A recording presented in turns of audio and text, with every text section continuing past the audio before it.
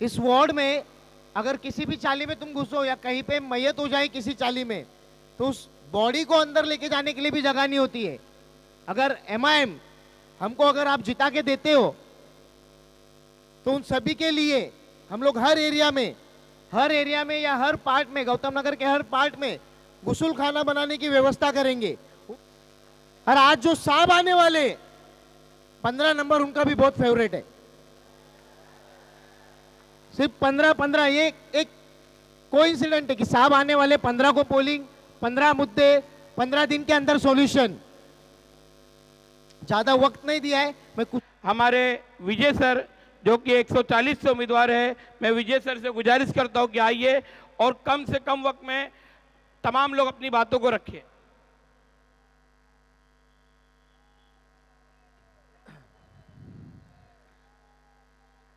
Barrister Asaduddin Owaisi साहब, हबीब मिल्लत अकबरुद्दीन ओवैसी साहब, हैदराबाद के एमएलए बलाला साहब, और डायस पे जितने भी, मैं सभी का नाम नहीं ले सकता हूँ, हमारे महाराष्ट्र के general secretary Atiq Ahmed Khan sir, और मैं जिस वार्ड से आता हूँ वार्ड नंबर 140 से हमारे साथ जो खड़े, हमारे साथ जो लड़ते हैं लोगों से हमारे हक के लिए, हमारे अलीशाद भाई, और डाइस पे जितने भी लोग, जितने भी वक्तागण कैंडिडेट्स बैठे ऑन द डाइस और ऑफ द डाइस, जो पब्लिक है, जो जनता है, सभी को मैं सलाम करता हूँ। सलाम वालेकुम और जय भीम। आवाज आने दो। सलाम वालेकुम, जय भीम, जय भीम। आपके सामने मैं कुछ ही चीजें रखता हूं, जैसे कि वार्ड नंबर 140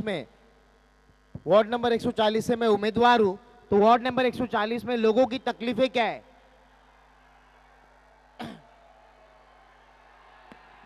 वार्ड नंबर 140 में लोगों की तकलीफें ऐसे है कि अगर आप जगह पे बैठ जाइए, शांत रहिए।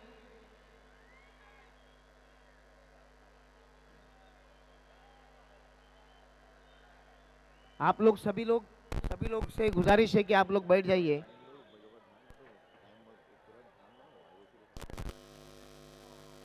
अरे भाइयों, अभी अकबर साहब जो है निकले हैं, आने में कुछ वक्त लगेगा।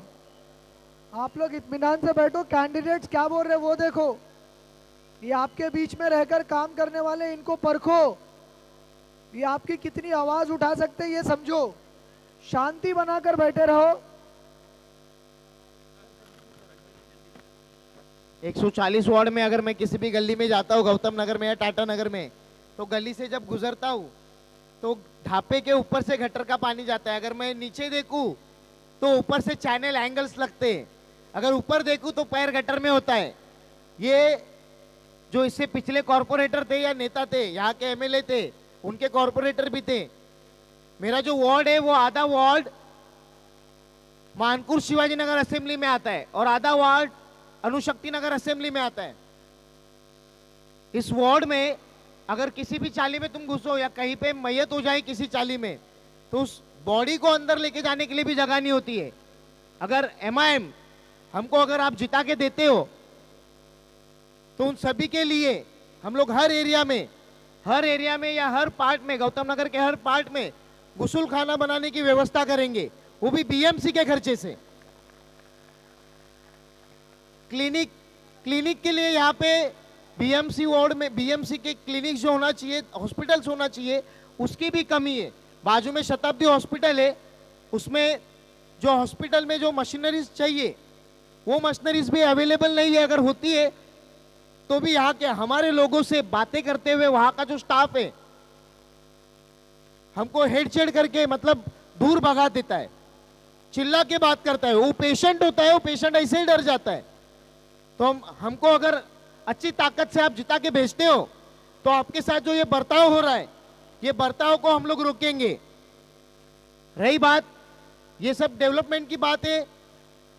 15 जनवरी को पोलिंग है। हमने जो मैनिफेस्टो बनाया आप सही से पढ़िए, उसमें हमने लिखे हम क्या क्या काम करने वाले। बीएमसी के दायरे में जो काम आते हैं हम सब करेंगे। 15 पॉइंट्स दिए हैं। 15 जनवरी को मैनिफेस्टो हमने रिलीज किया है। 15 को पोलिंग है, 15 पॉइंट्स दिए और हमने ये भी कहा है किसी जगह पे अगर वार्ड में कहीं पे भी समस्या है आप सवाल खड़े करो, 15 दिन में हम उसका सॉल्यूशन 15 दिन के अंदर देंगे। और आज जो साहब आने वाले 15 नंबर उनका भी बहुत फेवरेट है, सिर्फ 15 ये एक कोइंसिडेंट है कि साहब आने वाले 15 को पोलिंग, 15 मुद्दे, 15 दिन के अंदर सॉल्यूशन। ज्यादा वक्त नहीं दिया है, मैं कुछ ही बात आपको बताता हूं। यहाँ पे जब हमारा माहौल ऐसा चल रहा था, पूरे भारत भर में आई लव मोहम्मद के नारे लग रहे थे, गोवंडी इलाके में बहुत लोगों ने बैनर लगाए। जब बैनर उतारे जा रहे थे तो यहाँ का कोई कॉर्पोरेटर या एमएलए कोई आवाज नहीं उठा रहा था, लेकिन एमआईएम के कार्यकर्ता आप लोग देखते रहेंगे, एमआईएम के कार्यकर्ता सभी उसके खिलाफ बोल रहे थे, जो उसके खिलाफ आवाज उठा रहे थे, बैनर उतरवा रहे थे, पुलिस की मदद से बैनर उतरवा रहे थे।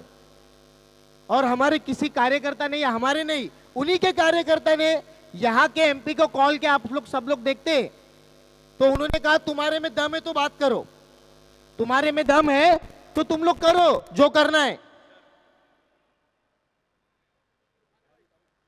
हमारे में दम है तो दिखाओ 15 तारीख को पोलिंग में हमारे में क्या दम है, एमआईएम को जिताकर दिखाओ। और अगर इंशाल्लाह एमआईएम अगर यहां से आती है तो कोई तुम्हारा बैनर हटाएगा नहीं। बाबा साहब को संविधान असेंबली में कांग्रेस के नेता आने नहीं दे रहे थे, वल्लभ भाई पटेल बोलते थे बाबा साहब के लिए कॉन्स्टिट्यूशन असेंबली में दरवाजे ही नहीं खिड़कियां बंद है। बंगाल के मुस्लिम लोग, नमोशूद्राय जाति के लोग, सिख लोगों ने नंगी नंगी तलवारें निकाली थी।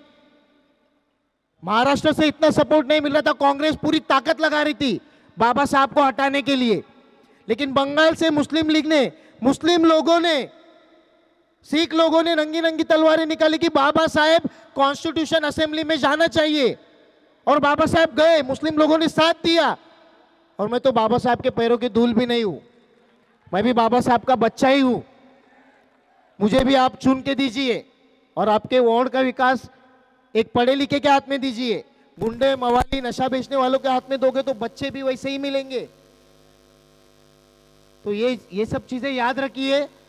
और हम लोग डेवलपमेंट के ऊपर मतलब सभी लोग बात करते, नशे के ऊपर सभी लोग बात करते। इलेक्शन नहीं था तो भी एआईएमआईएम की पूरी टीम नशे के खिलाफ थी। सिर्फ चुनावी मुद्दे लेके या चुनावी वक्त पे हम लोग नहीं आए।